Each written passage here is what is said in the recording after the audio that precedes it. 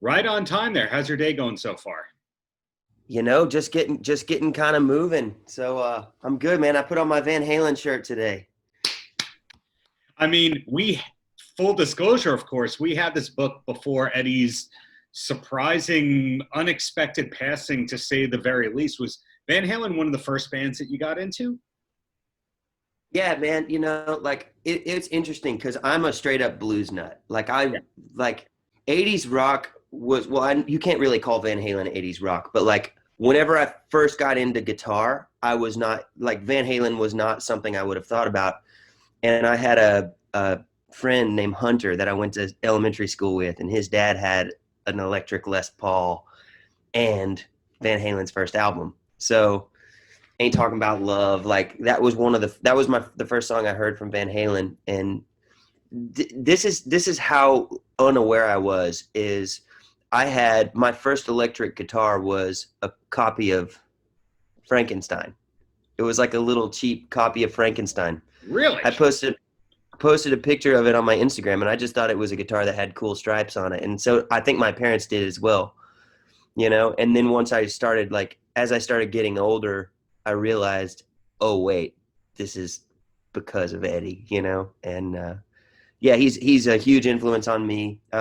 This guitar actually has his signature pickup in it, and yeah, I think he's just his contributions to music and to kids like me are it's just there's not words that can explain it.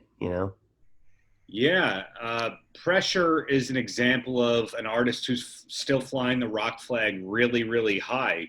So congratulations on having another great record, which, a question or two about that before we talk some Van Halen stuff. Is it true that the title track was written before COVID, coincidentally? Yeah, it actually was. I mean, pressure is something I feel like everybody feels all the time, whether it's intense or not. But,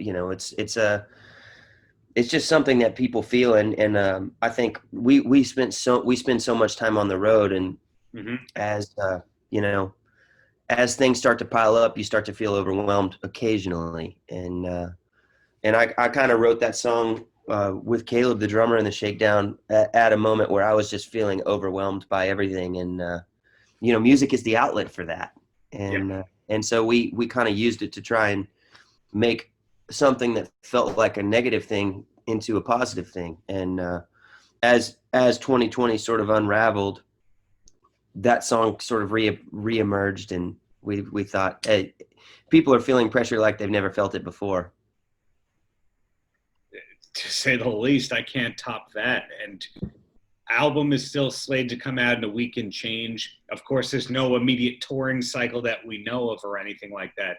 So do you know anything that's coming up for the band besides putting out this great album? So it's I'm glad you asked, because I just posted the ticket link for our album release show. We pre-recorded a show that's going to broadcast on release day, and we went all out, man. We rented just these sick lights, and we had our front of house guy that works with us on the road come out and record the show and mix it so it sounds really great. And there's behind the scenes footage from the making of the album interspersed between the songs. And I mean, it's sort of like, I feel like the best that we can do with the situation that we've been thrown into. And we're doing a live chat as well while the show airs, so that we can chat with fans and kind of hang out and try to have some sort of interaction. Got it. Okay, I'm looking forward to that release show. Now, back to the main event, back to Van Halen and all that. It's really cool that Ain't Talking About Love was your first exposure, and you had the Frankenstein guitar and all that. Have you always been specifically an Eddie guy, or did you also care about Dave and his solo career? And there's no wrong answer here. No, I'm going to be completely honest. To be honest with you, like Van Halen to me was always about Eddie, and it was like to the point where I never picked a side with the Dave and Sammy thing, because I was always just listening to Eddie, because I as a guitar player, he's such a virtuoso, such a legend. I was just blown away at what he did, for me, it's like, obviously, especially as I started becoming more of a singer and a songwriter, Dave started working his way into my heart a lot more, because I used to just turn on Van Halen to listen to Eddie play, you know, which is, it just goes to speak on how lyrical those guitar parts were. You know, he was saying as much with the guitar as Dave was saying with his words and his, you know, and his crazy voice and all that. And that's what I love so much about Eddie, is he was pushing the guitar forward. And I think it took me a while to realize that the whole band was actually doing that. He was just kind of like the star in my eyes. Does that mean that you're a fan of Yankee Rose by David Lee Roth? Because that is literally a guitar talking. I love it. I love it. Yeah, totally. I mean, so this is my favorite Van Halen song early on was Ice Cream Man. You know, because it was like bluesy. Yeah, it was bluesy, and like, for me, I think it's so cool that you know, that they kind of took something traditional and pushed it forward. Yeah, and the last Van Halen album, A Different Kind of Truth, had Stay Frosty, which between you and me is really Ice Cream Man Part 2, right? I mean, totally. I don't think it's fighting that at all. It's almost like, how can we own the publishing for Ice Cream Man, but not actually call it Ice Cream Man? And they came up with that song. And if I'm not mistaken, isn't that Dave playing guitar on that song?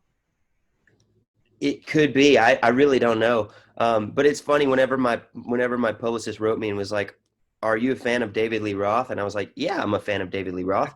And he's like, "Do you want to do this podcast?" And I was like, "Sure." And then I said, and then I wrote, "Sure, I can stay frosty." That part didn't get forwarded to me.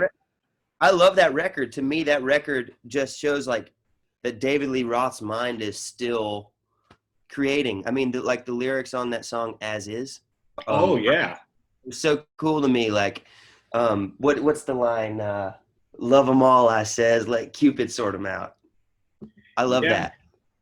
And doesn't that also have the line, the quote that he always said, like, "I've been poor and I've been rich. Rich is better." Rich is better, totally better. Exactly. Yeah. Did you read Dave's autobiography way back when? No, I haven't. You don't know when you're reading it. It is the best book you've ever read or the most confusing book you've ever read. Supposedly it was a 700-page manuscript and all that.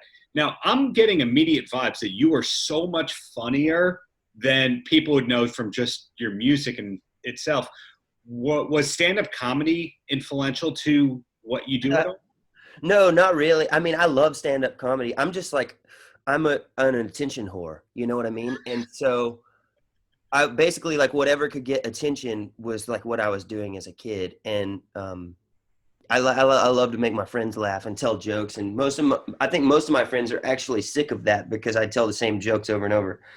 But I will say that that's one of the things that I find really intriguing about David Lee Roth is that he does incorporate humor into something that's often very serious. Like, especially like in the rock and roll world now, like if I see a poster of a band and you know, my band's guilty of this too, where like everyone's looking at the camera like it just killed their puppy dog in front of them. And it's like, oh wow, these guys are really tough. I wouldn't want to run into them behind a club or under a bridge where it's. You are a Shakedown, you know. Yeah, exactly. And I think it's so funny, like how he incorporates that playful energy into his lyrics and all that. But and in interviews, like, dare I say, he's one of my favorite people to watch interview, because he absolutely freaks people out. Yeah. You know? I was thinking about this yesterday, and you might have a quick fire answer as a historian-y kind of artist. Was there an artist before Van Halen that was hard rock and funny, or at least smiley? Because Alice Cooper, off stage they were hilarious, but on stage it was all serious. Alice never broke character. Kiss, yeah, Paul Stanley's like happy, but it's just like, you are Kiss, we are you, that kind of thing. Yeah. He wasn't making jokes in the 70s or mid I '80s, I don't, would dare yeah, say. I don't think anybody did it quite like they did it, you know, where, cause it, like this morning I was watching some of the footage of the Texas Jam, Yeah, you know, and they're on with, you know, they're all of these like, I believe Ted Nugent was there. You know, I mean, it's like all of these bands that are not that, and then they come out and it's like David Lee Roth being David Lee Roth. I can only imagine witnessing that and going, yeah, I haven't seen anything quite like this before. right.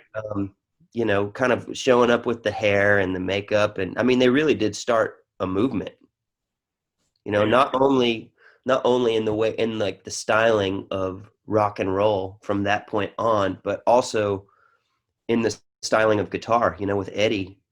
I mean, that was like the thing. He was the dude, you know. I'm a huge Jeff Beck fan. Jeff Beck's my favorite guitarist, and Mhm. I would I'm curious. I've never really read much about it, but I would be surprised if Eddie wasn't a big Jeff Beck fan.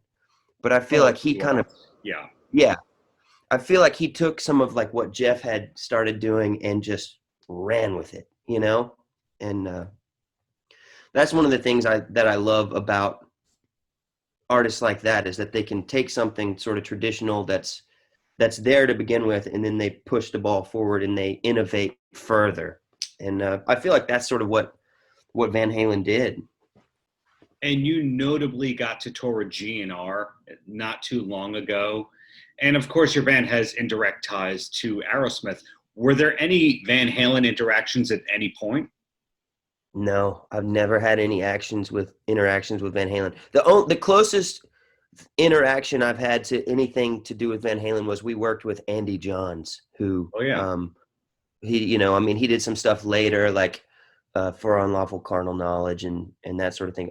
I was still just like, this is really sick that we get to record with this engineer who got to work with Van Halen. And I had tons of questions about Eddie, and you know, he had us rent one of those big Dan Electro 6-string basses and a chorus pedal that they had used when they were making that record, and that was a cool experience. Nothing good came of it, but it was very cool. I mean, I guess the good thing that came of it was that we got to ask him questions. Is there another guitar player besides Jeff Beck or Eddie Van Halen that comes even close for you? Mm. You know, I that's a tough one for me because I'm kind of all over the map. I guess it just depends on what the sort of what the bar is. Like if we're going for like virtuoso status, I think Eddie's sort of the guy. Hmm. Um, you know, and to me, Jeff was sort of my bridge from my bluesy traditional music upbringing to more rock and roll, forward thinking guitar playing. And Eddie was sort of like the pinnacle of that. Um, and Jeff as well. You know, I mean, those are two guys that I just think of as complete innovators. Yeah, it's hard to say. I don't think anyone has really affected hard rock guitar like Eddie has. You know, I mean, there's obviously like Randy Rhoads and these legends. You know, and I would have loved to seen what Randy did if he could have stuck around a little longer. You know, like Yeah, we're lucky that we had Eddie for so long. absolutely. With all that, and did any of that lead you down an Ingve phase? That part I can't tell.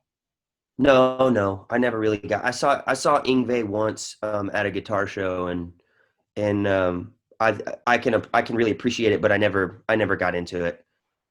Funny Well, too interaction. many watches for my taste. Well, with Ingve, it's the sort of thing that I find that people, when they're really early into guitar, they hear Eddie Van Halen, their minds are blown, and then they go, "Whoa, there's a guy who can do even more notes." And then they get into Ingve, and Yeah. eventually they outgrow it. Well, no, I mean, like Ingve's a master of the instrument. Like, there's Yeah, no question about it. You know, I was in a tough spot as a kid, and like when I first heard Ingve, you got to realize like I'm studying BB King records. So hmm, you go from a guy that's playing 3 notes and saying a tremendous amount to then a guy that's playing all the notes, and my head was just exploding. It was basically like going to New York City for the first time after growing up in a town of 1,700 people. That's how it felt for me, like hearing Yngwie for the first time. My favorite things to listen to with Yngwie is when he's playing with like a full orchestra, and you can really appreciate his understanding of classical music. But I feel like Eddie kind of had that flash and the skill, but was still very lyrical and still musical in a way that would relate to us on a soul level rather than just on a skill level. You know what I mean? That's how I sort of perceived it early on, at least. But I mean, even like, I didn't realize that You Got Me wasn't their song until like later on. Okay. It was like, but just those simple riffs, don't. That Yeah. was the first time I thought that was Eddie's riff, and he was just doing it and sort of bringing new life to it. But that was something that like was sort of teaching history to a kid like me when I was in elementary school, putting on an electric guitar, going, "What can I play?" No, no, no, no, no, no, no, no. In my mind at that point when I heard Van Halen, I thought that whoever was playing guitar was also the singer. That's what I thought, And then as I started watching more, videos and stuff, then I realized, oh wow, there's this other really big personality in Van Halen as well. Right. At this point in your career, people call you a guitar hero. Whether or not you want to embrace that, that's fine. You're a modest guy. But how much do you practice these days? How much do you warm up before you go on stage? That's what I'm curious about.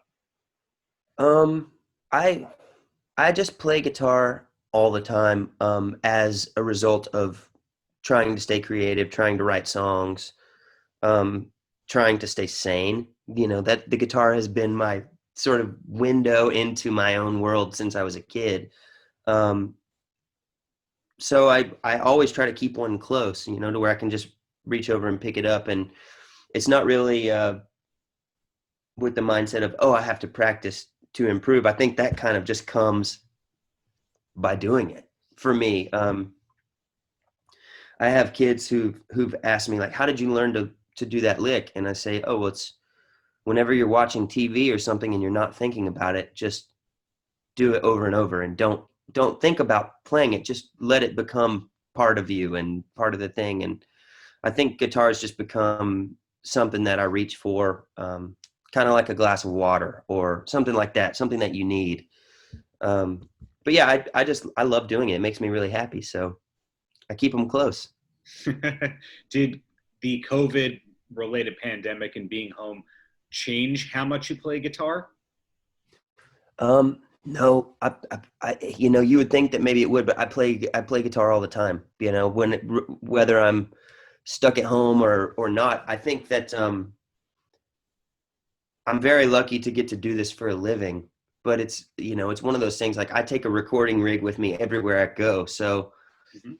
if we're flying to Europe to go on tour, then I'll pay the extra whatever to check my little road case with my recording rig and a guitar cable so that I can set up backstage at the show and put headphones on and go to my own little world. And I think the thing that COVID did was it forced me to figure out where to put my energy, and that went into our new record, because we're a live band. We play like 100 to 200 plus shows a year. So we're going, man, we're fish out of water. How are we going to get back in the water? And that was making this record. Well, I mean, fish out of water in terms of also this is the longest break you've ever had. I'm sure that even when you were making records in the past, if you're focused on it, still there would be a, hey, can you play this one festival for a good amount of money? Yeah, sure. Let's take a break. Let's go ahead and do that. So it's now been, did you come off the road in February or March? We came off the road we played our last show December 28th with Clutch in Asheville, North Carolina. So even longer than that. So no gigs in 2020 at all. Yeah. Yeah. Wow. So we have played no real shows in 2020. Geez. Well, I'm hoping for a 2021 to be full of gigs from your band and all that, because you got this great record. fingers crossed. You and I have no control over that, except just telling people to wear masks and all that. But two quick questions. Yeah, I know. And two quick questions. Then you're a free man for me. Is that okay, Tyler? yeah, of course, man. Okay. So yes, you're a guitar guy. Yes, we established you liked comedy, but away from all that, the television area, what's a TV show recommendation or two that you could pass along that people should be getting up on? Ooh, Ozark. I think Ozark's a great show. That's one that's one that I wished I hadn't finished so fast. That's the word. Jason Bateman finally acting and showing his dramatic colors and all that. I know. What about you? Are there any shows that you've been digging on? For sure. There was a Comedy Central show called Detroiters that got canceled 2-3 years ago. Ever heard of it? Mm-mm. Hilarious show with some SNL-related people about them kind of being forced to move back to Detroit and start up this ad agency. It's a really funny show. And Brockmire, ever heard of that one? Mm-mm. Check it out. Hank Azaria from The Simpsons playing this kind of disgraced baseball announcer. It's almost like Eastbound and Down, but about a baseball announcer. I mean, Cool. golden age of television, am I right? Yeah. That's awesome, man. Cool. I've learned Ozark. I've learned that the new record is going to have a live release show that you're going to be tweeting or doing the social media-ing during it. Nothing's stopping for Tyler Bryant at the Shakedown. That's what I've learned. So I'm going to ask you the closer, and that's any last words for the kids? I just want to apologize to everyone because I just remembered that I initially was not going to answer any questions for this podcast using my own voice. I had planned to just use this Diamond Dave soundboard. God damn it, baby, no, I ain't lying to you. I'm only gonna tell you one time. Yeah. I mean, that's my last word for the kids. This is I can't believe we haven't talked about this because this is my favorite app in the world. This is something that I use so much. Like if I find myself in a very serious situation where I'm supposed to be being very quiet, then I myself will remain very quiet, and then I will just it's the best.